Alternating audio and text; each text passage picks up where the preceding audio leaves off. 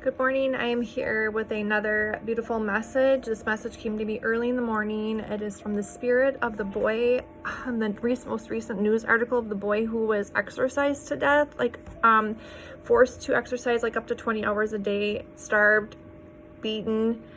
And these extreme exercise measures were a form of punishment by stepmom and while the biological dad looked on. Biomom was, he was removed from Biomom some time ago, and she's now in jail for abuse as well.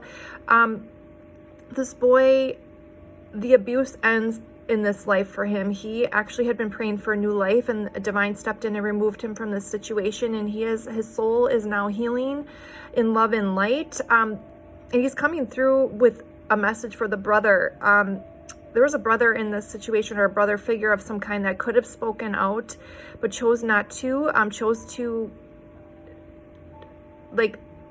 deny what was happening or turn and look away when he could have gotten help for this boy. So boy is letting this brother know that he's now going to have to face all this dark negative energy, and it's going to haunt him until he faces what he did.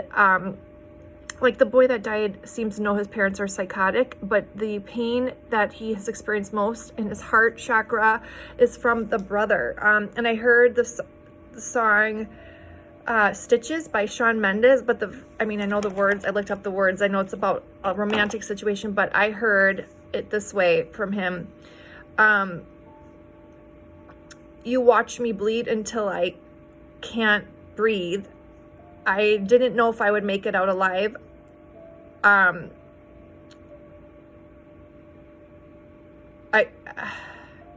quit calling you my brother. So I know it says if I quit calling you my lover, but I heard brother. So in order to heal, he has had to face what his brother did to him. And I got a vision of the two boys hiding behind a couch, it's almost like he's going to be haunted by what has happened. Like I just got a vision of Scrooge movie, like Haunted by Christmas Past. Okay, that's just, I got that now. But the channel message I got this morning was the two boys hiding behind a couch or a table or something like that. And the boy that died was on the left.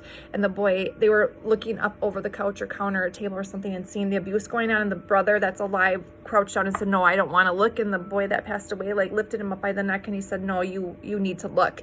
So the boy is going to need to face this. This is going to be a huge shakeup for him, a shakeup to wake up. And the boy that passed away is not going to repeat this cycle. By cutting off his soul tie with the brother, it's going to help him heal. And by me sharing this story, hopefully it's healing his throat chakra and his heart chakra, the energy there. But the brother is going to be haunted by this, unfortunately.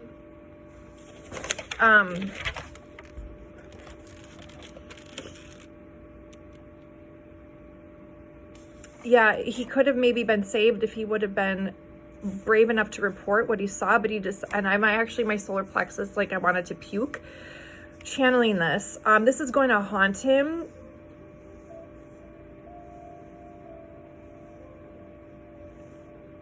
And the boy that passed away is going to be cleansed and purified by love and light now. But the darkness is going to consume this other boy. I can barely read my writing. I had to write it in the middle of the night so I wouldn't forget, because that happens a lot. I get channelings and then it's in my early sleep. Okay, so a soul can decide to stay earthbound when they pass if there was some trauma involved, or if they want to stay behind and for the people that they left behind, or they can move to their next experience. And oftentimes we move to our next experience energetically, and our spirit never dies. That's what I truly believe. And we are here to learn lessons. And this is not going to repeat for this boy, though. He had prayed for healing. He prayed to be removed for a new life. And so he is going to actually get that. So it's all about what the soul level decisions that we make, right, in life, and the lessons that we need to learn.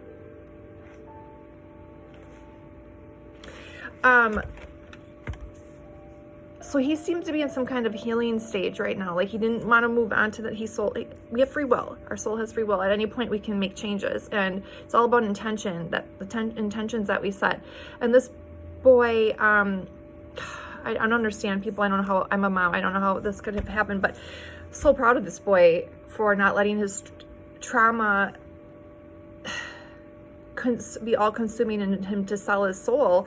And a lot of people do that as coping mechanisms. And this brother is going to be haunted by this at a soul level until he faces what he did and he gets the healing that he needed as to why he decided to walk away and not look. He didn't really walk away. He just chose not to act. He chose not to look and chose not to face it. So did the dad.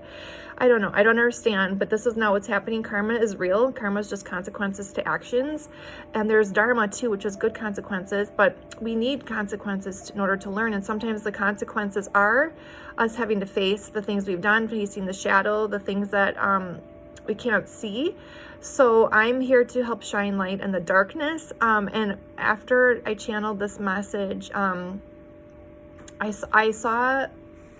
drew a vision of it. Okay, don't look at all the words, but I had a couple other visions. Natalie Wood came through again for me for the millionth time. I cannot channel Natalie Wood. Oh my gosh. But she has been haunting me for like 8 years.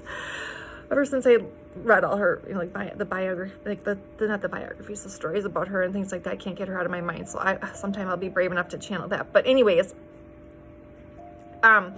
this was like, when you go in those photo booths and they give you a strip of photos, black and white photos. This was interesting. It was like each little square was an image of a person, and it was some were in black and white, some were in color, but they were live. They were like talking, and they were like telling me their story, each little picture. There's a Christmas movie that I feel like we saw where the girl is saving Christmas, and she goes into like Santa's workshop or whatever, and there's like this big screen of all these different TV screens of all these people on it. That's kind of what it was like, except it was in a photo strip.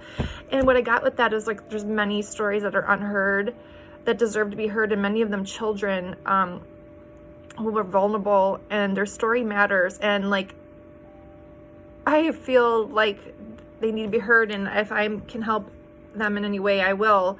If you have a problem with that, that's not my responsibility to worry about your insecurities. I'm here to help be a channel, energy channel, and for healing, if possible.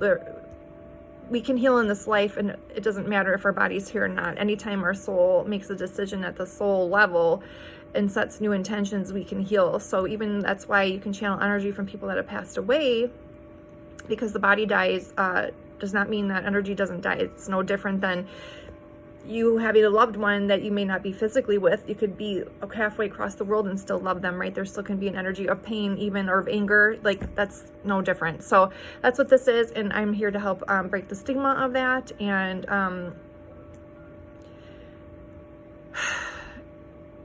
heal the wounds that we all have, where we think we're never going to be able to heal our loved ones with our loved ones until we get to heaven. Well, we can create heaven on earth. That's what I believe. So this was beautiful. I'm so proud of this little boy for not letting his traumas be all consuming and repeat into his next experience. I mean, gosh, I wish I'd have been brave enough to not let my traumas cycle on and on and on. Super proud of this little boy, and I'm so happy he's going to get the healing he needs. And the boy that's going to be haunted by this is going to get the healing he needs too, but first he needs to face this shadow, this darkness within, and this wound that he has needs to be faced. And karma is real, consequences are real, and that is oftentimes the only way we learn is by experiencing pain. And unfortunately, this brother figure is going to be haunted by the events of what happened to this boy, and he is now freed from it. It's almost like it's boomeranging back, like return to sender kind of thing, and not in a vengeful way. It's just karma, right? The ill will we might send to somebody, eventually that comes back. Everything we give out comes back, and this boy refusing to look and refusing to help and refusing to see is now going to force him to have to face what he did, and he's now not going to be saved from that. He's not going to be saved. The brother is turning his back on him because he needs to protect his peace, and he's not going to be saved from the haunting that he's going to have. And that's until he learns and repents in a way of like sets new intentions. So, wow, powerful message. I hope I can rest now after giving this message out to the ethers and whoever needs to hear it. If anything, it's just for this boy to be heard. And yeah, have a good day.